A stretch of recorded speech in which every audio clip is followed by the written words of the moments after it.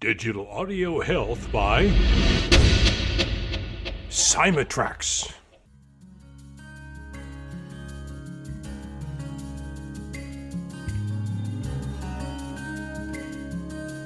Welcome to the Rhonda Grant Show with your host, Rhonda Grant. If you believe that there is more to life than what you see right now, and you want to find out more, listen in as her guests share their journey and their extraordinary experiences. Now, here is your host, Rhonda Grant. Welcome to the Rhonda Grant Show. Sometimes the universe has a way of placing people or obstacles in your path to help guide and direct you on your mission. Listen in as we discover the path my guest has traveled. Has he been inspired by a calling, crafted his journey, or a bit of both? I invite you to embrace the conversation and to use it to help you to recognize if this is happening in your life. Our guest today is Ellwyn Hayslip IV, who writes fantasy stories for 9 to 15-year-olds. He grew up in a small town in New Hampshire and has been writing since he was incredibly young. He has written 14 books, 3 of which have been published, and he plans to write 50 novels for his series, The Yther Chronicles. Welcome to the show, Ellwyn. It's nice to see you. Nice to see you too. Yeah, we're going to have a wonderful journey. So did you grow up in New Hampshire, or do you live in New Hampshire? Yes, I did. Right? You grew up in New Hampshire. What was it like growing up in New Hampshire? It was great. I always liked going for hikes in the woods, and my dad used to take me mountain climbing and mountain hiking, and we have a cabin up north that we go to once a year for 3 days. It's a lot of fun. Yes. And what else did you do?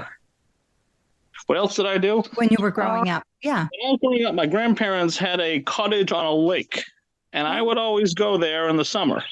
Me and my brother would always go there in the summer with my mom and my dad. It was a lot of fun. Yes. And what did you do? Boat, swim, catch fish? Well, my grandfather had a motorboat, and we would go out on that. And we would swim, and we would build sandcastles. Yes. Wonderful. That sounds wonderful. And so you are an author. How many books have you written, and how many of those have been published? I've written 15 books, but 3 of them so far have been published. Wow. So tell the audience a little bit about your process when you're writing. Do you write every day, or do you wait until you have creative thoughts and then record those? Well, I try to write 1,000 words every day. Wow, you'd be the envy of a lot of authors. Well, I have everything written down beforehand. I just have to work it into a story. Right. Okay. I wasn't expecting that. I'm an author myself, and I write when I get information that I need to record, from my creative source. So, but that would be a big discipline, is to make myself write 1,000 words a day, because that would be the discipline, right? Because then when you show up with pen and paper, what I've heard actually from authors is that when you show up every single day, then magic starts to happen after a while, doesn't it? Yeah. Well, here's what I do first. What I do first is I write down all the events that are going to happen in the book on paper. I write them with pen on paper. Then I work those into a story when I type them. Yes. And the average length of one of my books is, well, as a basic Word document, it's 500 pages. But when it gets edited down, it's more like 250. Okay. Awesome. So you do the outline. Yep. Of it. So talk to us about how you develop your characters. Well, my characters. Because I really like how you introduce your characters. So tell us about that. Well, for a long time now, I have had the idea of a few of these characters in mind. For example, one of my characters, Coleus, has been with me for a very long time, and I've been trying to figure out a story for him to fit into. Abby is a relatively new character, but she's the main character. Yes. The characters are a lot of fun to write about because they they're parts of my personality, you know? Yes. Like, for instance, you have Abby. She's adventurous and likes to explore. You have Coleus, who's optimistic and kind, but a little bit naive. Then there's Matt, who is superhumanly strong, but is kind of a coward. They're all special for different reasons. Yeah, of course. I love that. And what about the other characters? Okay, Latimer is a wizard. He's mysterious. Yes. And he has a lifetime of learning behind him. He's very good with magic because he learned it his whole life. And then there's Blustra, the wind spirit, who is very loud and very brash. And then finally we have Kayla, who is another human like Abby and Matt, and she has a bit of an anger issue, but she's also very brave, very brave. Yes, that's awesome. And so tell us a little bit about the book so the audience has an idea of what these characters are doing. The first book? Sure, this one with Abby in it. That's the one that the one that you're talking about with the characters in it. Okay, the first book, right. So it all begins when Abby and her friends discover an old tablecloth with a strange map stitched into it. And this map is actually a gateway to the realm of Yither, the realm of living dreams. Yes. But it's not the only gateway.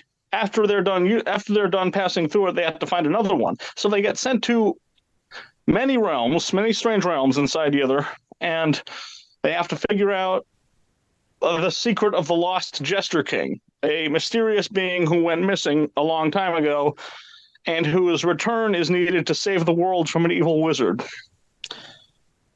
Fans of Chronicles of Narnia will be very happy with these books because they're kind of the same thing, except different. They have a different number of characters, and a different setting. Mm-hmm.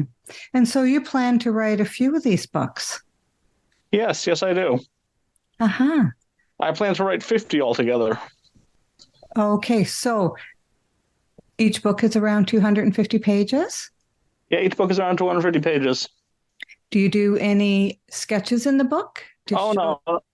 No, I leave the characters and setting completely up to the reader's imagination. Oh, wonderful. I just describe it really well. Yes. Now, you started writing at a very young age, did you not? Well, I started recording my dreams at a very young age, and that's what Yither is made of. Dreams I've actually had that I've recorded when I get up in the morning. But I've been recording my dreams ever since I was a little boy. At first, I tried drawing maps of them, but then I realized it is very difficult to draw a map of a dream, so I wrote them down instead. That's fascinating. And as it is, I have, 758 dreams in my collection. My goal is 1,000. Well, you're a genius. Thank you. Well, I interviewed, I don't know if you know Gary Lockman.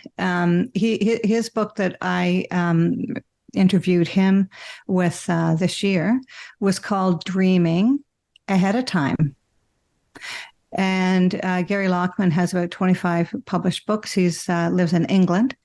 And so, that is a real gift when you dream and you dream characters and you dream situations. And then the key to that, maybe people do that like you do, but the key is you have to record them, right?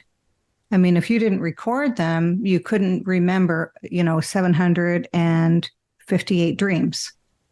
Yeah, I have a process for that. I write them down on pieces of construction paper first, and then when I have 10 pieces of construction paper, I type up a 5-page packet, and then I put it in my vault. And, there's dreams in there that are never going to make it into my books. Like, I don't have enough time to I was going to say, you don't have enough time. Not to write all those, but I have enough, I think, to write 50 of them. Yes. If each book has 10 dreams, we're going to estimate, then I can write 50 with the first 500. Now, when you're dreaming, are you dreaming in color or are you dreaming in black and white? I dream in color, and it's weird, Ever since I was a little boy, I've been able to dream with more detail in my dreams than I've ever seen in real life. Yes. Like more vivid than photographs. Ever since I was a little kid, I've been able to do that. And so what I do is I write down the settings of the dream, not the characters. Sometimes I put in a couple of monsters. A lot of my dreams have monsters, but often I'll just write down the landscapes or the challenges, but the characters are completely original. They don't appear in my dreams. The 6 characters in my story, I mean, the Abby, Polius, Matt, Kayla, Latimer, and Blustra, I made those up. Mm-hmm. And the cool thing about them is they're 3 couples. Each of the girls is dating one of the boys. So cool. You have Matt and Kayla, who are a couple, Abby and Latimer, who are a couple, and Coleus and Blustra, who are a couple.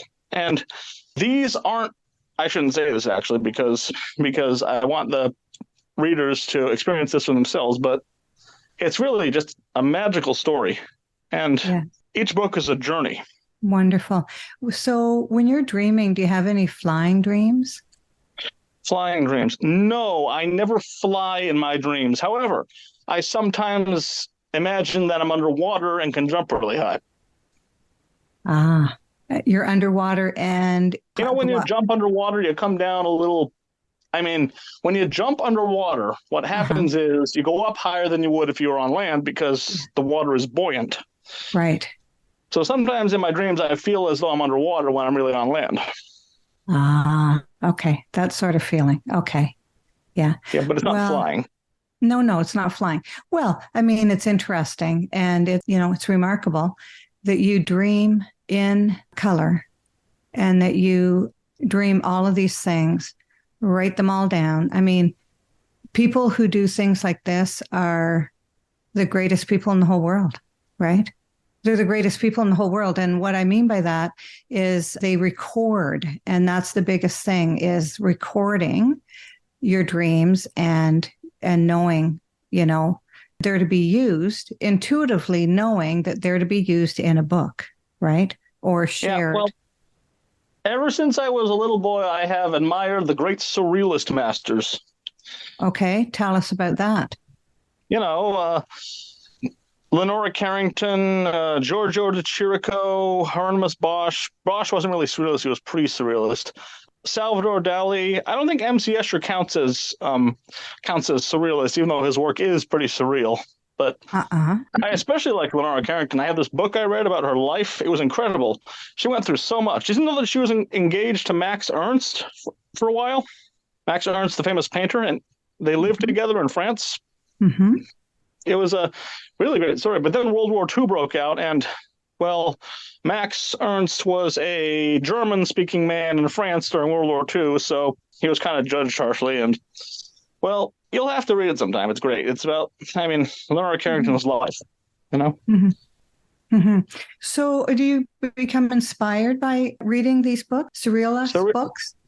Surrealists? Yeah, they inspire me. Giorgio de Chirico was actually a metaphysicist. He was into metaphysics, not surrealism, which is kind of the same thing. And I don't exactly know where the line is between metaphysics and surrealism, but there probably is one.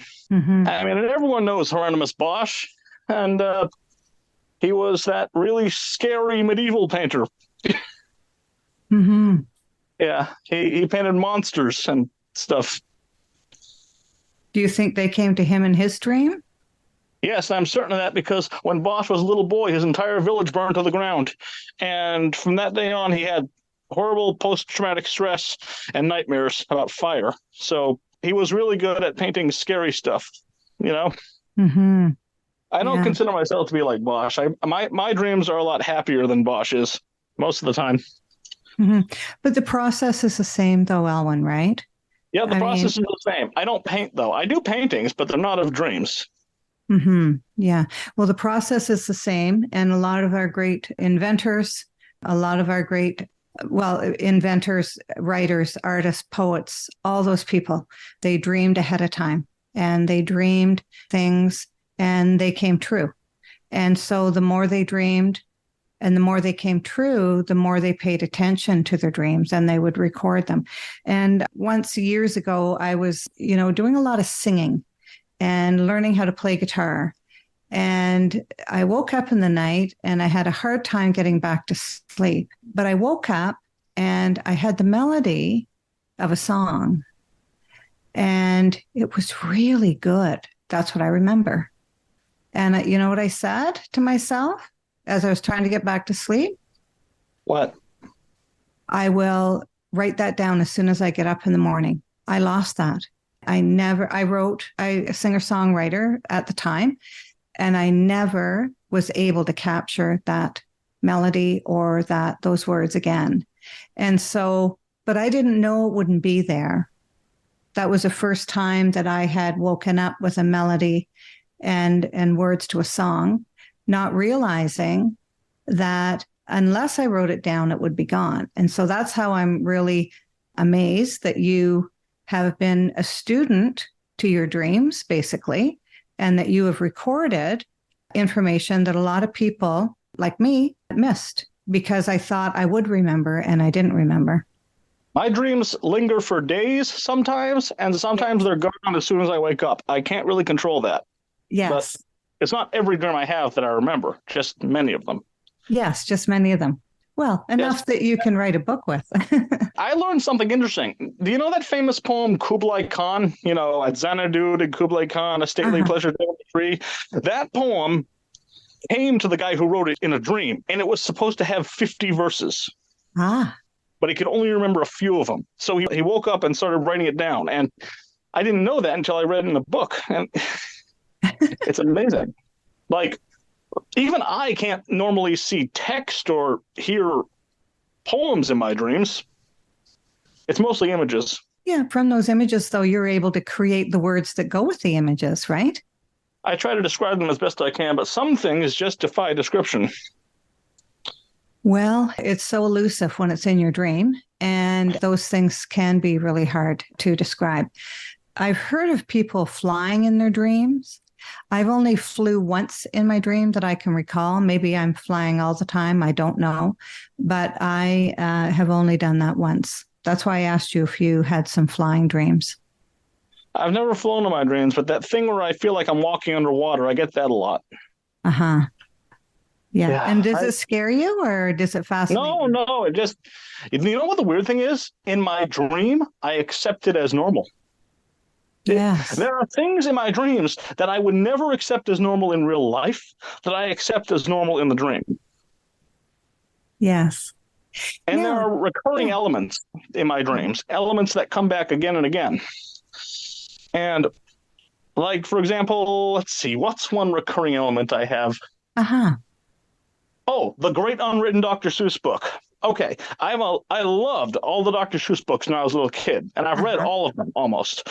So often I'll dream, and when I dream, there will be this book, this Dr. Seuss book. Usually it has an orange cover with yellow letters, and when I open it, I see all these amazing images that could have been if Dr. Seuss had written it. But then I wake up and I can't remember any of them. I can remember that there's an unwritten Dr. Seuss book, though.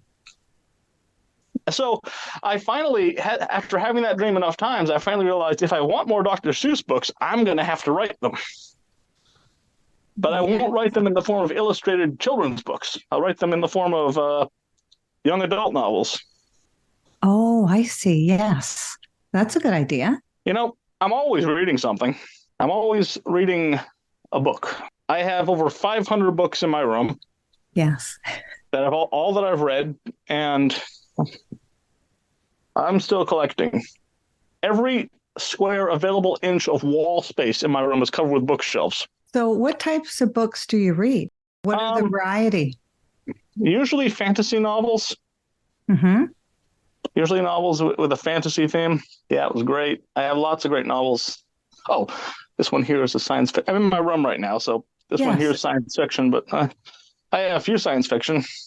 Yeah. And I have a few classics. I have over here, I have War of the Worlds, 20,000 Leagues Under the Sea. Yes. Up there, I have The Time Machine. Yeah, classics. Yes. Yeah, wonderful. So you live in that world. Yes, I live in that world, yes. The world of writing, the world of reading, the literary world, so to speak. The literary world, yes. Yes. Yes. I have a lot of books too, but a lot of my books, as soon as Audible come out, a lot of my books are in Audible. and I listen. I do a lot of driving, and so I listen wherever I go and feed my brain all the time, just feeding my brain all the time with information. And it's just wonderful. And stories too, right? Yeah, I have. Have you read any of Arthur C. Clarke books? Arthur C. Clarke. Yes, yeah. Yes, I have one right here. Childhood's End. Great book. Childhood Ends? Childhood's End by Arthur C. Clarke. It's about, that's right. It's about aliens who come and invade the Earth, and they rid mankind of all the things that plague us, war, poverty, that sort of stuff. Yes. And then at the end, well, I can't tell you how it ends. You might have to read it. It's a very scary book, though. It has a very scary end to it. I scare easy. You do? I scare really easy. Well, it's not necessary. The end could be seen as scary, or it could be seen as enlightening, depending on how you look at it. Yeah, I won't say it's a bad ending. I will just say it's a very strange ending. A strange ending, yeah. Well, I mean, it's so close to what I guess, science fiction always is. What could the world become, right? Well, it usually takes place in the future. Yes, it takes place in the future, yes. Did you read Fahrenheit 451? Yes, I did. And that's another scary book. It is. It's scary. Yeah. I read especially considering as how it encompasses my worst fear. Well, one of them, One of my worst fears is, like Hieronymus Bosch, I have always been deathly afraid of fire because it destroys books, plain and simple. Yes, that's right. So with that said, now that we get a flavor for what you like, have you read any books of ancient times? And the ancient masters of the East, for instance, and those types of books. Masters of the East. Yeah. Well, I have this book here that says Oriental Adventures, but that's Dungeons and Dragons Monster Manual. Oh, yes. Let's see if I got anything else. I have this friend who's really into Dungeons and Dragons. My brother is too. Yes. It's a lot of fun. It's a great way to build camaraderie. Let's see. Ancient Masters. Do I have any books about Ancient Masters? Like the Kabbalion or anything like that? Well, I have. No, I can't say I do. No books about the ancient masters. Well, I mean, your books are written sort of in present day, right? You do have some. Yeah, they take place in the present day. But yeah, that's right. But you got to keep in mind that either is a few hundred years behind us when it comes to technology, because their greatest technology is the steam engine. That's all they got. And because they diverted away from technology to study magic. So they have more advanced magic, but their technology lags behind, kind of. Right. So sort of like an Anne Rice novel? I don't know. No. Okay, that's fine.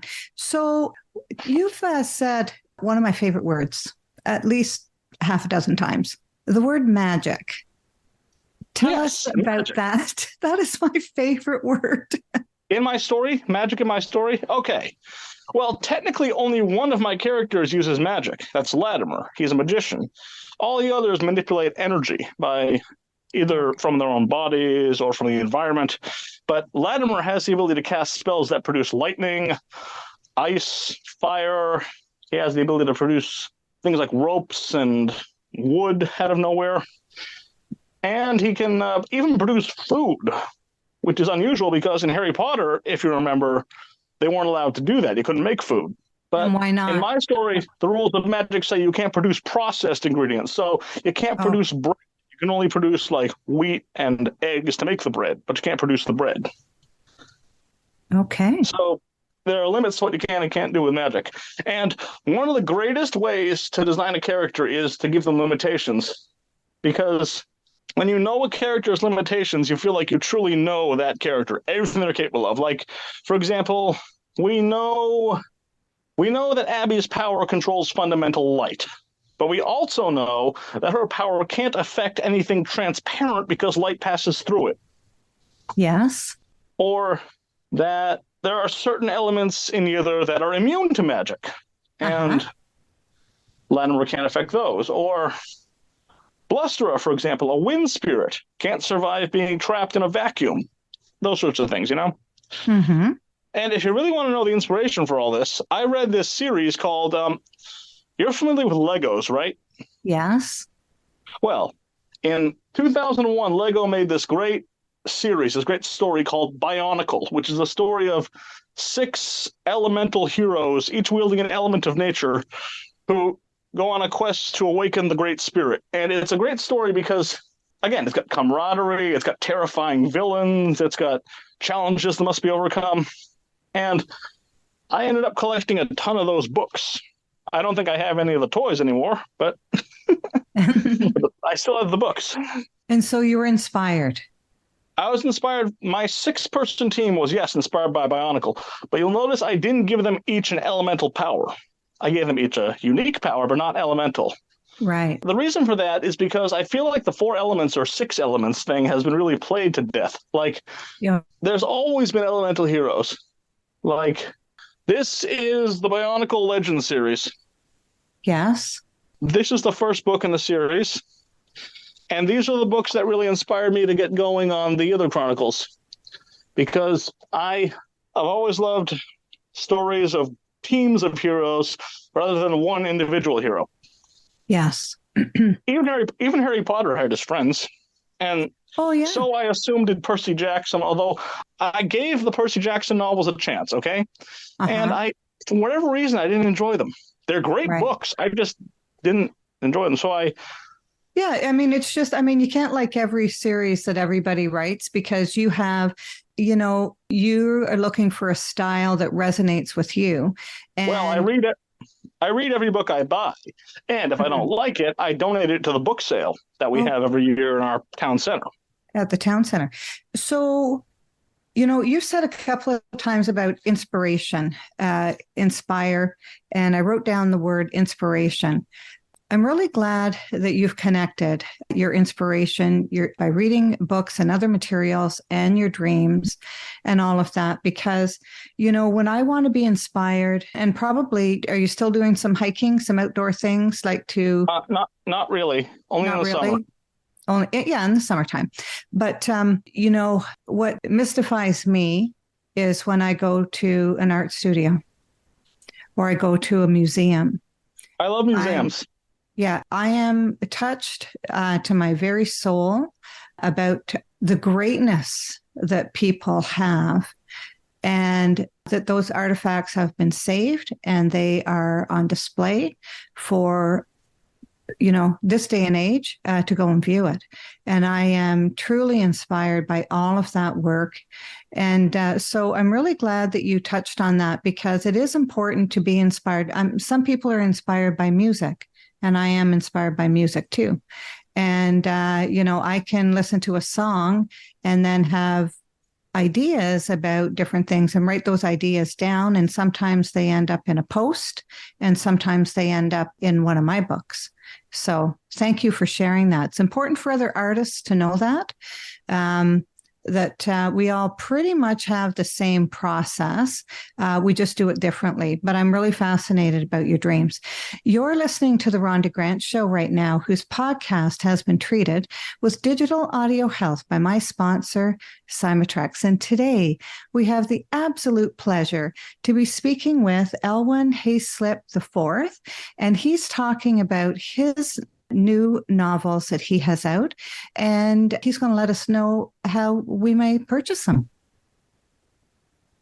Yeah, if you want to buy my novels, you can buy them in Gibson's bookstore in Concord, New Hampshire, or you can go online to barnesandnoble.com, gibsons.com, or booksamillion.com and buy them there. Oh, and also Amazon, but Amazon only has the first 2. Amazon has the first 2. Are they available at Writers Republic? Yes, they are. Yes, and they're also available there. Perfect. And so do you have a website or a place where people can reach out to you, or do you just want them to buy your books? I have a website, but I don't visit it very often. I'm too busy writing. So, You're too busy writing. I love that. I love that. It's a cool website. It's got graphics and stuff, but it's good, but let's send them to it. What's the name of it? I think it's EllwynHayslipAuthor.com. That's EllWynHayslip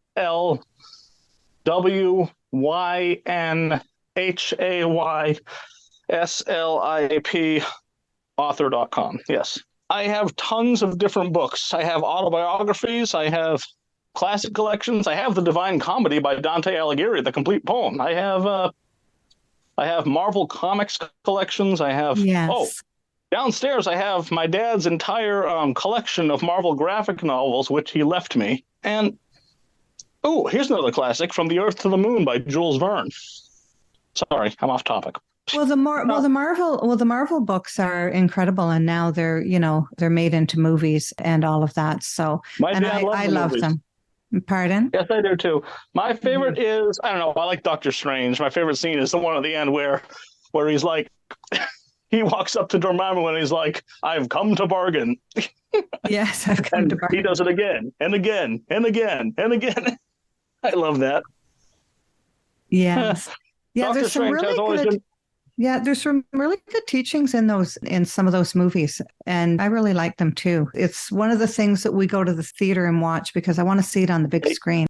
As I was saying, yeah, I've collected all sorts of different books over the years.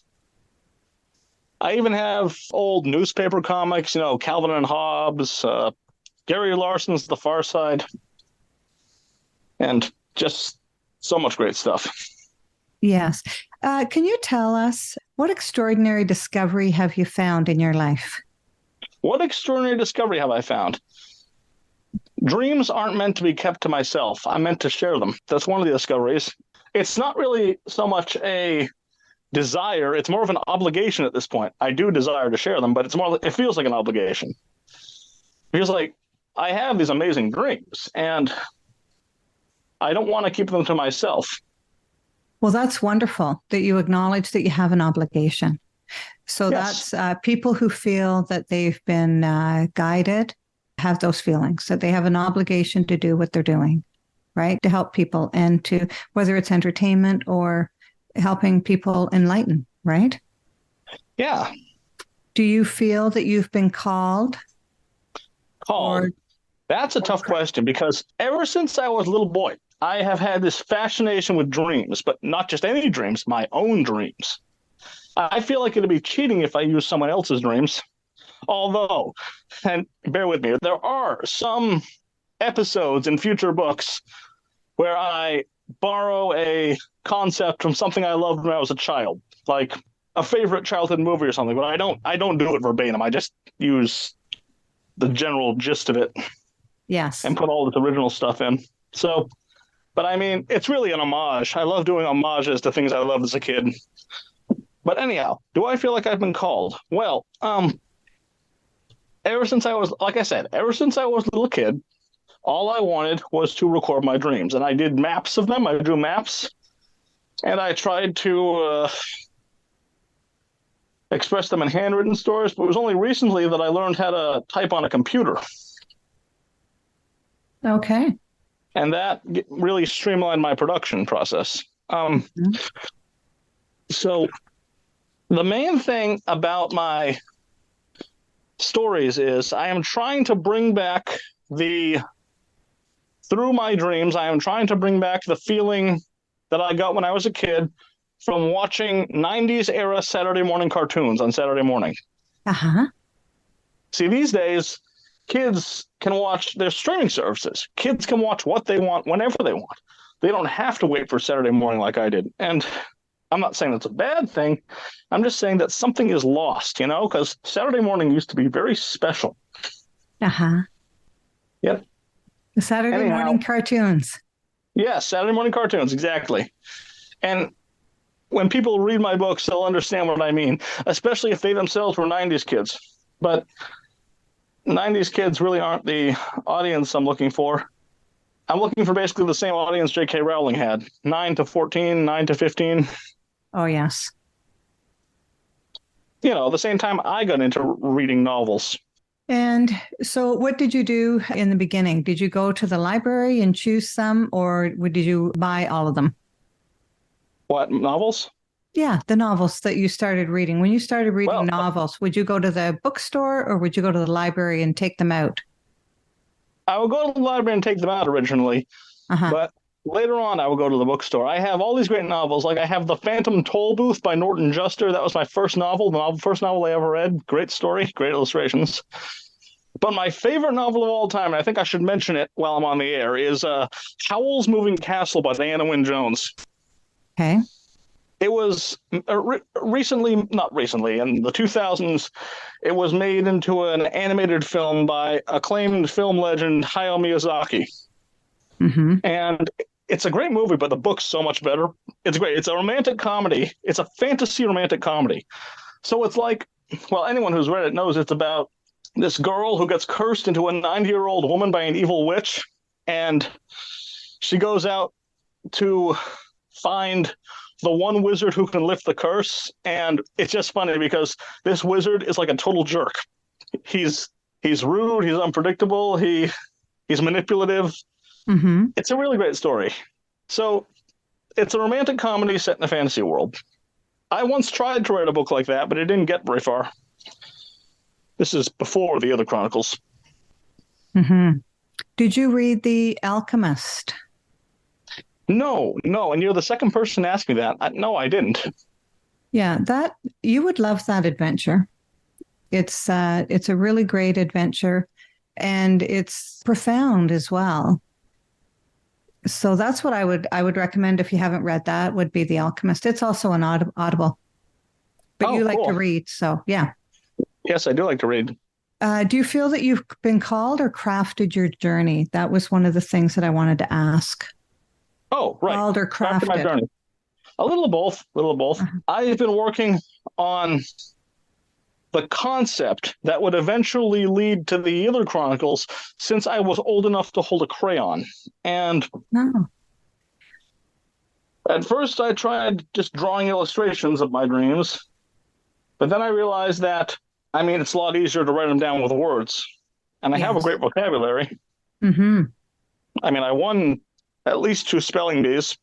Yeah, school-wide spelling bees. Yeah. Yep. I got the trophy right here. Let's see if I can reach it. Yeah, I got the trophy right here. Fantastic. Well done. That's for 2000. Mm-hmm. Yeah, I did a good job. Yeah, so writers, that's one of the wonders of writers is they are wordsmiths. They know how to put words together.